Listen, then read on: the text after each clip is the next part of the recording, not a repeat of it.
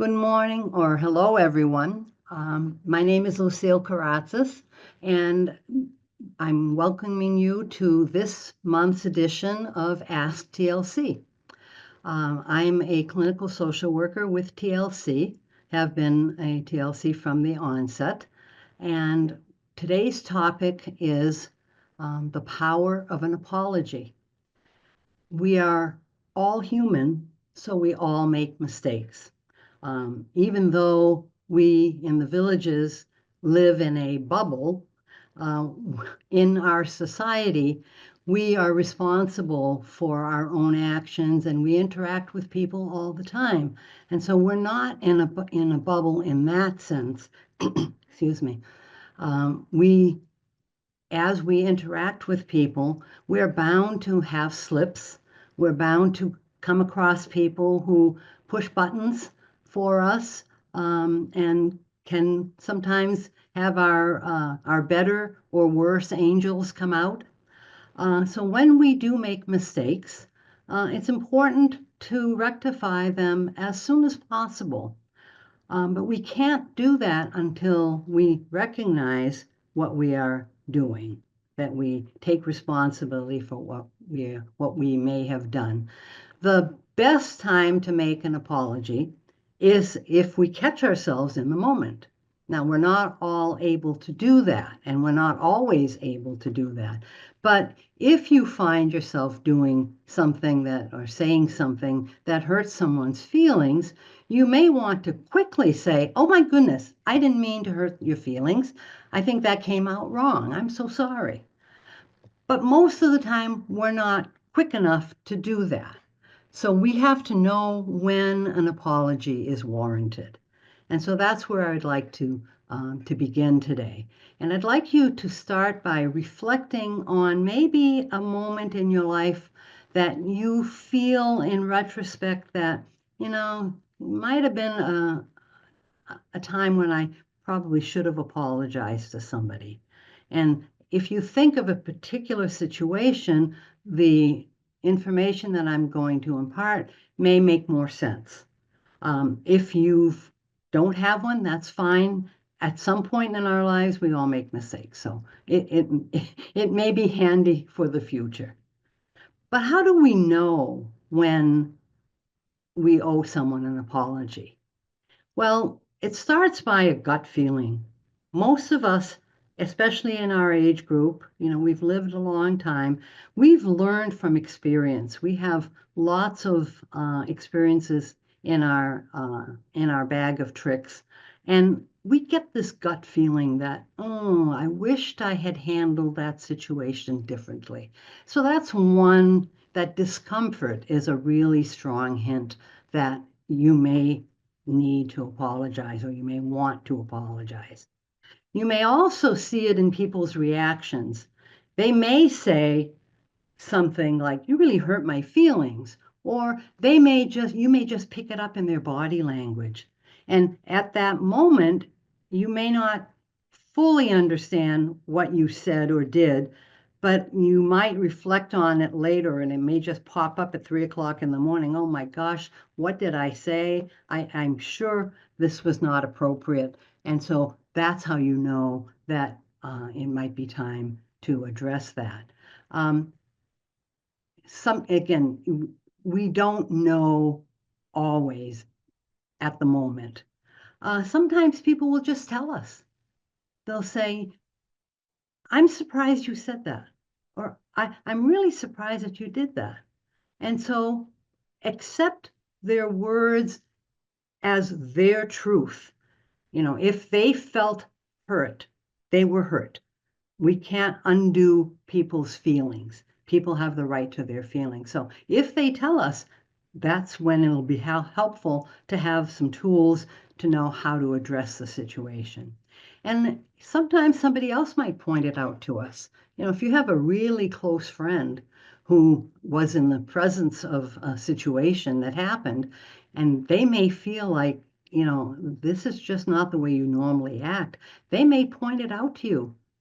I had a friend who said, "Wow, what you said to Sandy the other day was kind of sharp."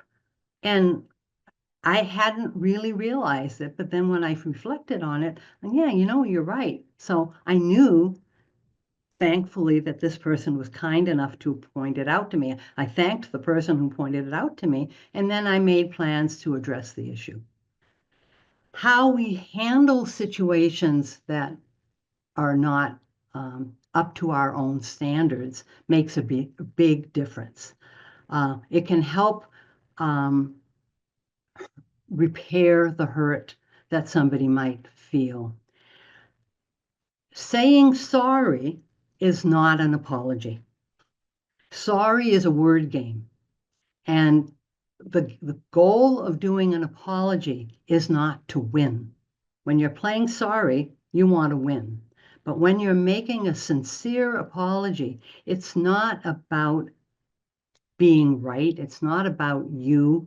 It's about being sincere. And that's really important. It's also a really good opportunity for growth. So I'm going to share the slides right now. Okay, so what are the benefits of an apology? First of all, the main goal is to heal and strengthen a relationship. Apologizing to someone is not a guarantee that things will be better. But if you don't try, it will not get better. So it's worth the effort, even if that person may not be ready to accept the apology. You do it because it's the right thing to do. The second part is we want to reduce our stress. Guilt related to unfinished business can be very stressful. Each time you think about the situation, it may bother you all and over again. I remember years ago, my children were toddlers at the time. I had said something to a neighbor that I really regretted. And at the time, I thought, well, it's water over the dam. There's nothing I can do about it. But every time I saw her, my stomach sunk. I just had this anxious feeling. And I wish I had known then that it was never too late to apologize. What I ended up doing was avoiding her.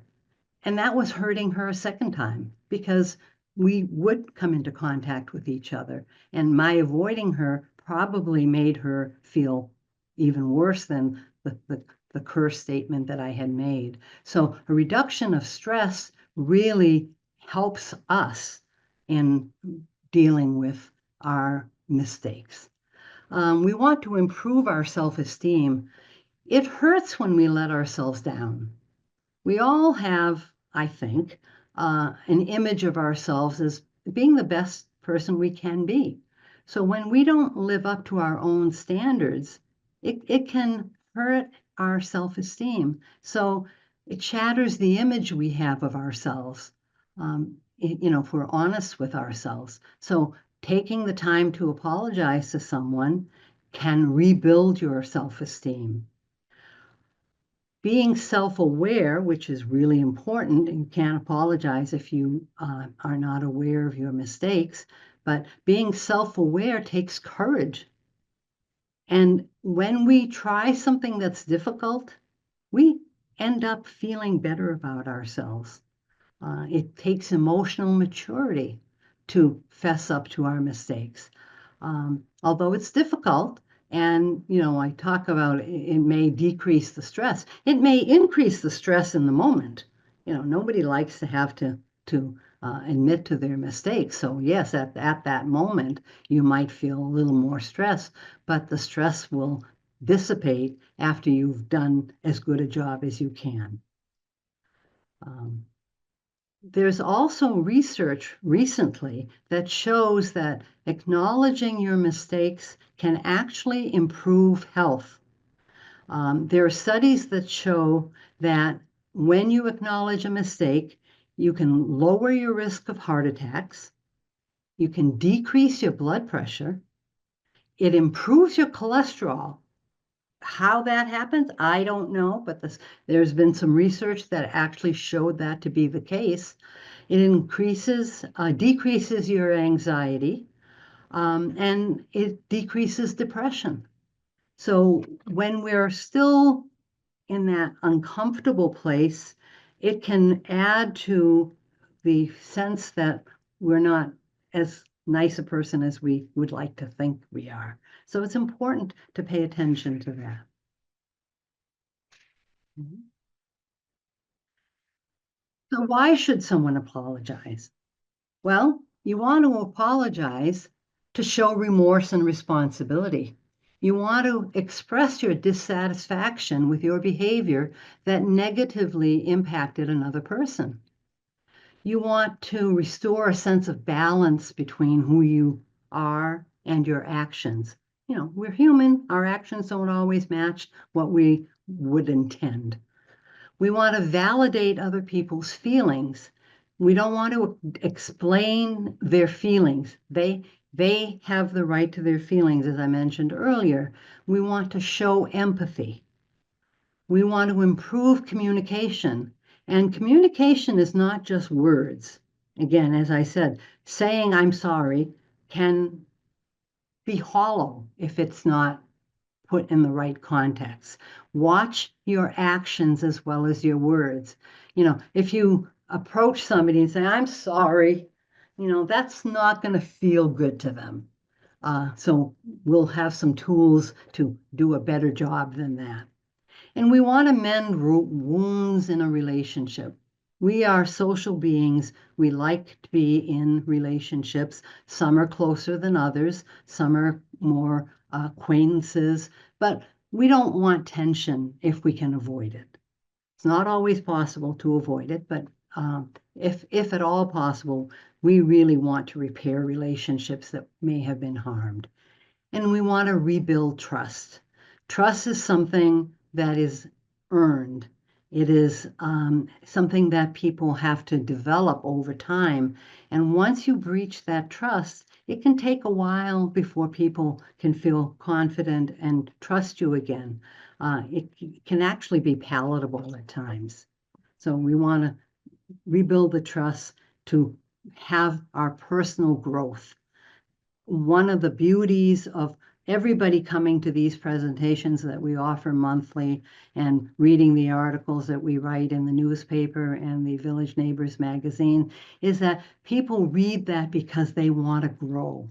And so by being here, by watching this video, you're already making that step towards growth.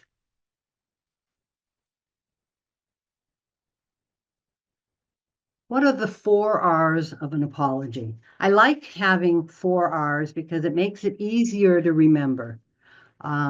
So the 4 R's are recognition, acknowledging the offense. And again, that takes self-reflection.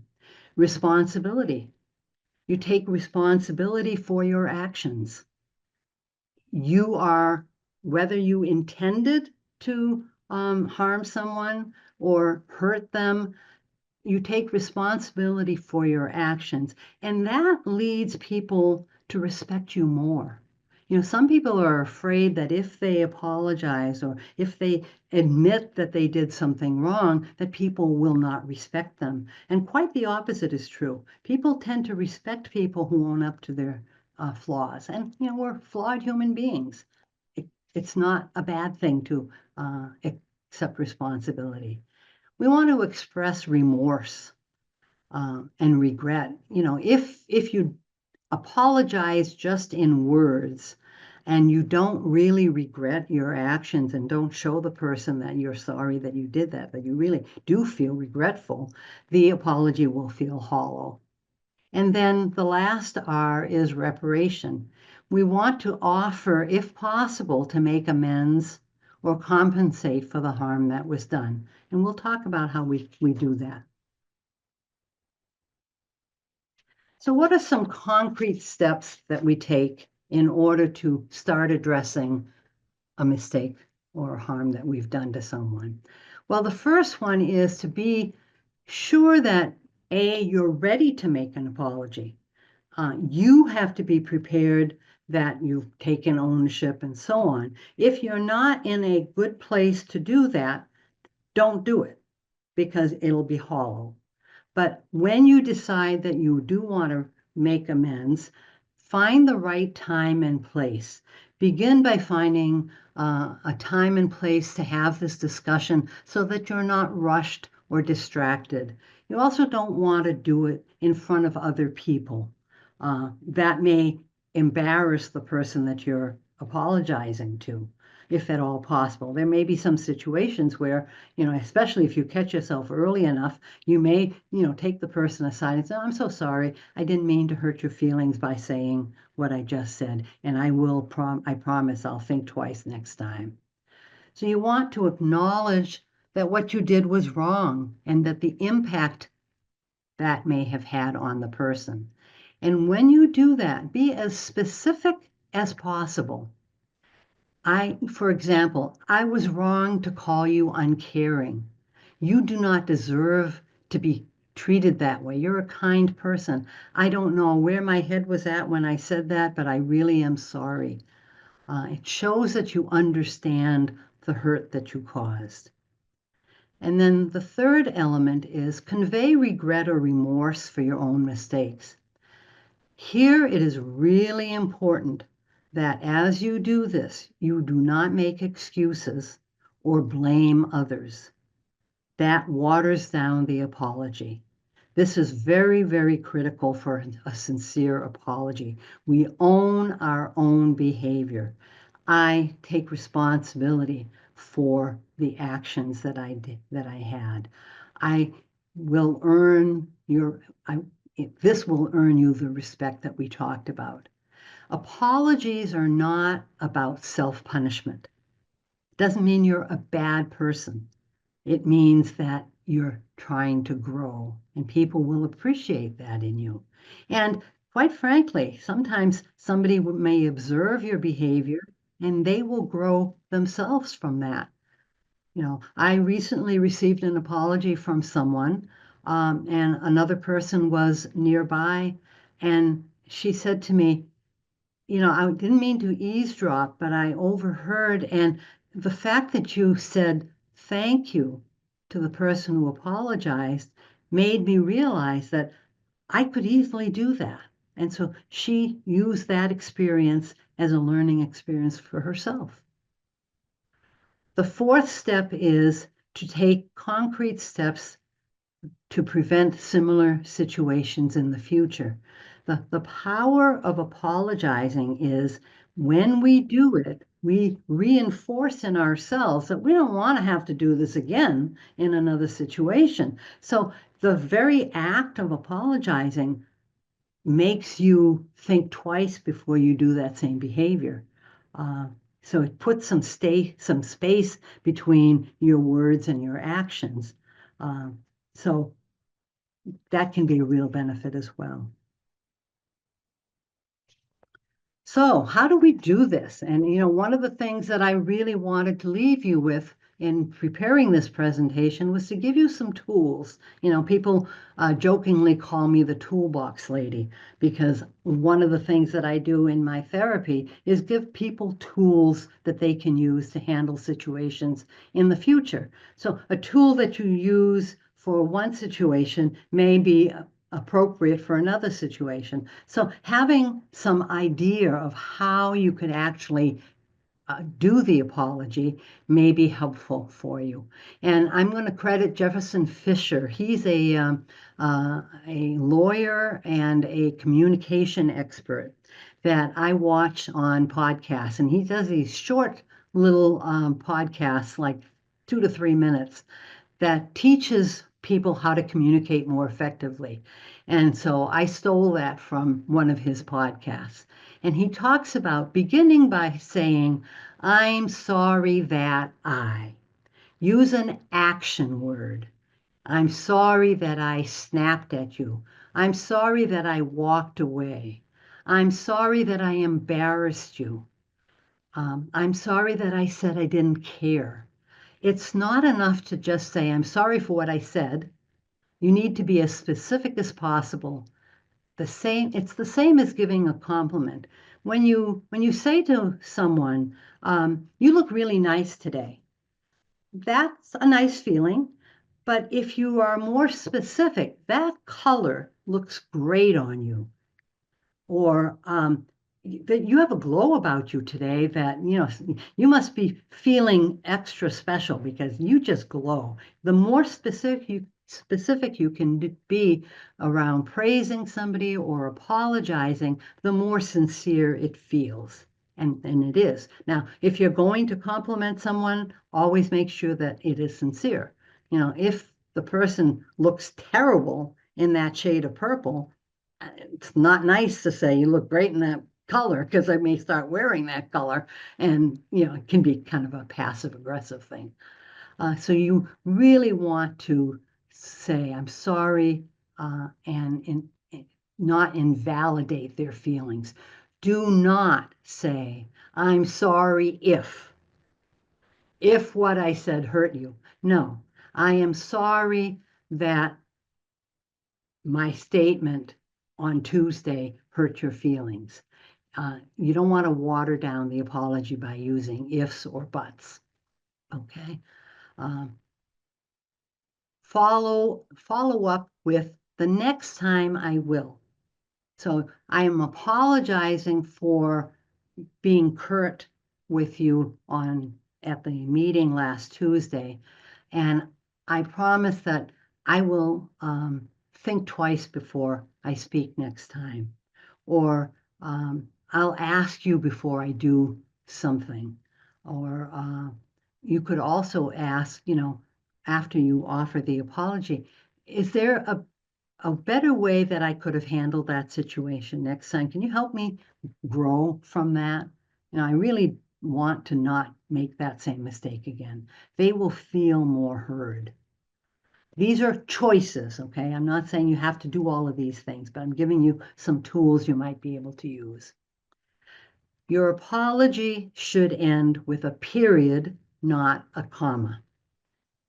An apology should never have a but at the end.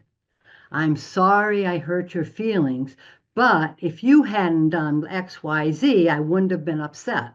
No, no buts in an apology. No ifs or buts. It undermines and it negates the apology, and it diminishes the sincerity. So it looks like a justification. When you are truly apologizing sincerely, you don't need to justify. You just need to own your behavior. And then the last part of what to say is not really a statement, but allow the person to have their own feelings. Give them time to absorb what you said. They may not have been expecting this apology, so it might feel to them like it's coming out of left field, and they may be feeling a whole range of feelings. Understand that giving them space is a gift. So I understand that you were hurt, and then let them have their own feelings. Don't try to talk them out of their feelings. So I thought I'd give you a few examples that might solidify what we're talking about. So here's one example. You're an invited guest. You invited a guest to a gathering without consulting with your significant other or the person hosting the gathering. And you realize, oh my goodness, she wasn't really expecting that many extra people. I blew it by not asking her ahead of time. So you might say, I apologize for not consulting you before bringing Sally to the party. Next time, I'll be sure to check with you first. Or if you're apologizing to your significant other, I'm sorry, I should have included you in that decision before I made it. And I promise I will make sure that I think about your feelings before I do something like that again. Another apology might be you snapped at someone. So you could say, I apologize for the way I spoke to you last Thursday. I can see how you would feel hurt by my tone or by my words. So you're taking responsibility, you're being very specific, and as in the situation that I explained earlier with somebody that apologized to me, you didn't deserve to be treated with disrespect. I really am sorry. Now be kinder in the future. And once you say that, your brain hears that and it will help you be kinder in the future because you've made that effort. Let's say the example is you broke or took something belonging to someone else. Okay. You could say, I'm sorry that I was careless with the vase that I was looking at. I can understand that it must hurt you to lose something so very special. Uh, I will replace it or I will return it if you had taken something that you shouldn't have. And replace it along with perhaps if it's something that was really valuable and emotionally, you can replace a vase, but you can't replace the emotional ties that that person may have had to the vase. So you might want to give them some token of your sorrow, a gift card to someplace or taking to lunch or whatever. So that really shows that you're trying to make amends. Another example is you embarrass someone. So a way of apologizing for that might be, I'm sorry to have put you on the spot during the luncheon last week. In the future, I'll keep my comments to myself and I'll speak to you personally if I feel that I need to talk to you about something rather than bring it up in a group. These are really more sincere kind of apologies. Now, there are bad apologies, and you've probably seen them, and hopefully you haven't been the cause of them, but if you were, it's a learning experience. A bad apology is an apology that has no empathy. Empathy is being able to put yourself in somebody else's shoes. So a bad apology might be, I'm sorry that you feel that way. Well, you don't apologize for their feelings. You apologize for what you did. Own your own feelings, take responsibility for them, but the other person needs to take responsibility for their feelings. So I'm sorry that you feel that way minimizes and it negates their feelings, and people have the right to their feelings. Another bad apology is the non-apology apology. I'm sorry if you were offended. Okay, now my body language surely shows that I didn't really mean that apology, but you may even sincerely think, I'm sorry if you were offended.